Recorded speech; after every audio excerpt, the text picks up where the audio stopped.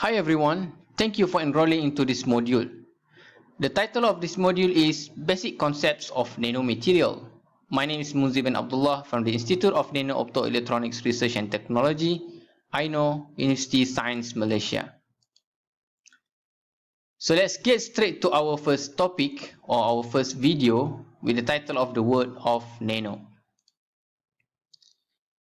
Nowadays, the term nano has become a buzzword in the contemporary books, movies, television commercials, and especially in the consumer products in the market. A lot of products use the term nano for marketing and as a method of advertisement, ranging from electronic gadgetries, cosmetic products, cleaning products, health products, sports equipment, and up to various paint and coating technologies. Some even put the word nano as their company or product name as part of their marketing strategy. It is, however, the concept of nanotechnology or nanomaterials might not be regulated and diverse. Therefore, the definition of the term might vary from industry to another industry and from a product to another product. So currently there are diverse definitions about what exactly is nanotechnology. For example, some people consider the growth and the characterization of thin films as nanotechnology. Some consider the study of microstructure of material using electron microscopy is nanotechnology. Others consider the bottom-up approach in the material synthesis and fabrication as nanotechnology.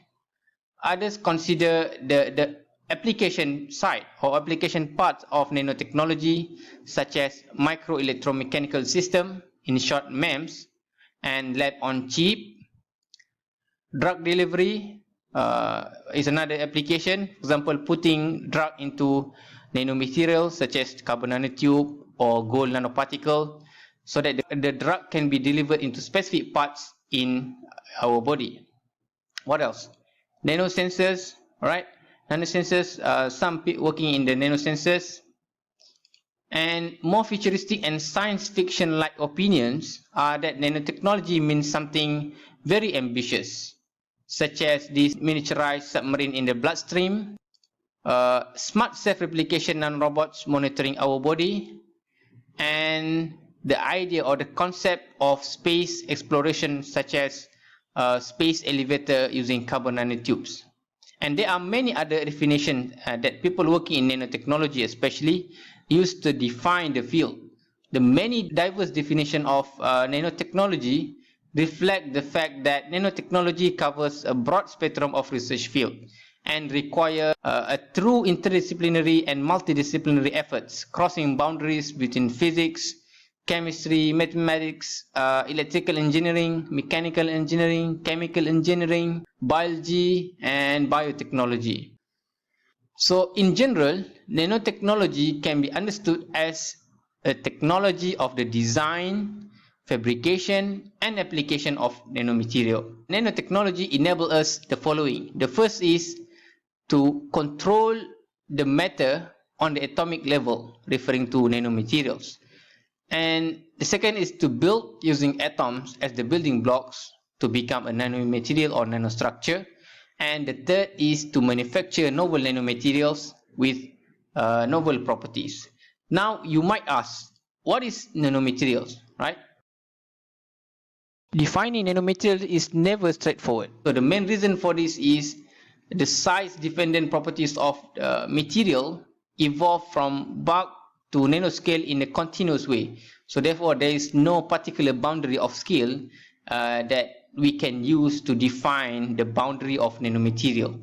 So most of the time, these properties also depends on its shape, composition, aspect ratio, and whatnot, right? Many properties.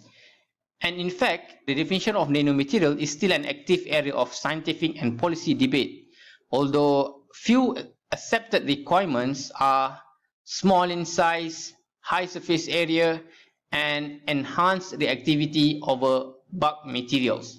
So according to European Commission and also US National Science and Technology Council, the definition of nanomaterial is the object with a typical size of 1 to 100 nanometer.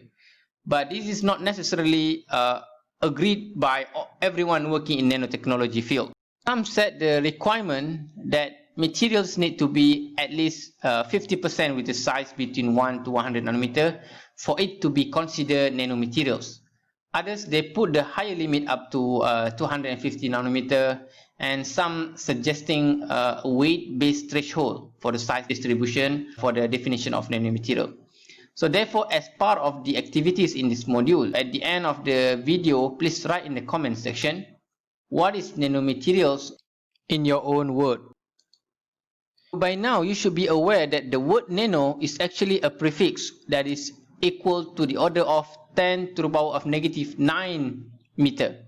So 1 nanometer is equal to 0.000000001 meter, or equal to 10 Armstrong. 1 nanometer is the length if you line up 10 of the smallest atom that we have in the periodic table, which is hydrogen, or if you line up just 3 of the largest atom in terms of the atomic radius in the periodic table, which is this the atom of cesium. So at this stage, do not be confused with the term nanoparticles, nanostructure, and whatnot, because they are just the subset of nanomaterials. We will talk about the term and names of the different types of nanomaterial in another module.